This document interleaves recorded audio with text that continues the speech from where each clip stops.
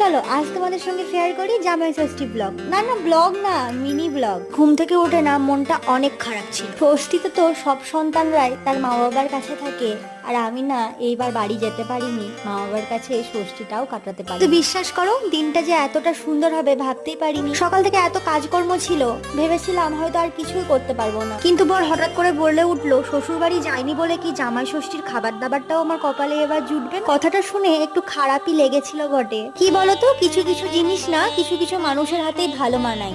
যেমন জামাই ষষ্ঠীটা শাশুড়ির হাতে না খেলে খুব একটা ভালো লাগে। বাবার কাছে নেই বলে কি দুটো ভালো মন্দ খাবো না ষষ্ঠীর দিনে? তাই যতটা পেরেছি নিজের মতন আয়োজন করে নিয়েছি। আর এইদিকে বাড়িতে অনেক কাজ করেছি, এখন মাত্র একটা দিনই পায়ে হাতে, মানে এই রবিবার। এই রবিবারটাই যত কাজ এসে পড়ে মাথার ওপরে।